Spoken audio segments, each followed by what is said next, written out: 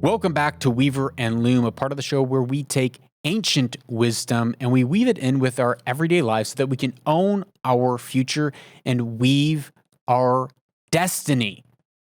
Today's quote is by an ancient Greek poet, Archelaus of Paros, who he wrote, "The fox knows many things, but the hedgehog knows only one big thing."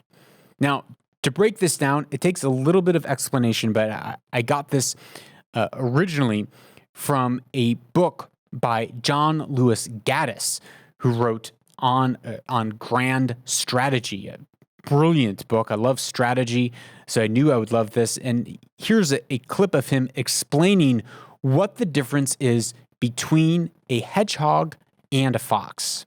In this hedgehog knows one big thing, so has one big objective, and may well have a single framework for looking at the world, a single lens for looking at the world. A fox will know many things, will be aware of many competing priorities, may have many different strategies for achieving things.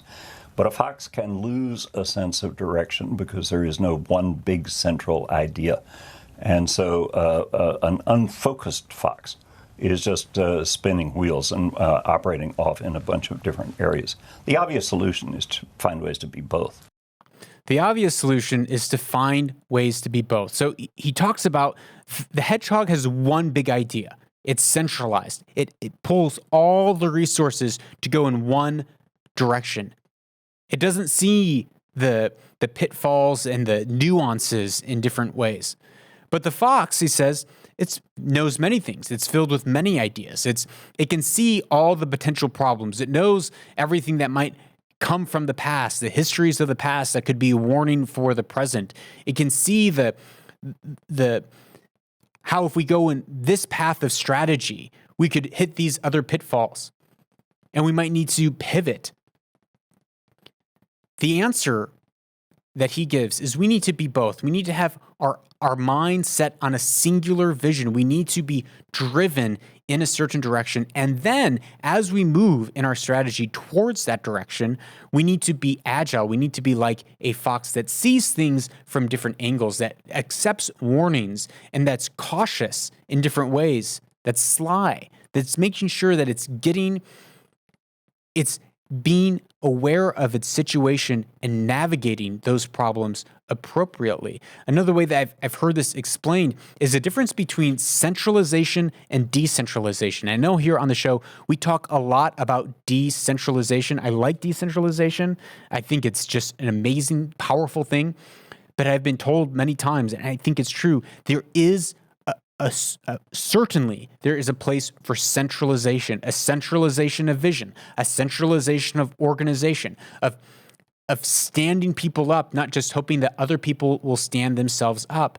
And the way that we can move forward in our individual lives, as families, as individuals, as societies, as whoever you're leading, and in society at large, is by marrying the two, by having a centralized vision that is moving something forward while at the same time allowing people to be agile, allowing people to operate in decentralized ways to solve the problems that they're uniquely gifted and capable to solve.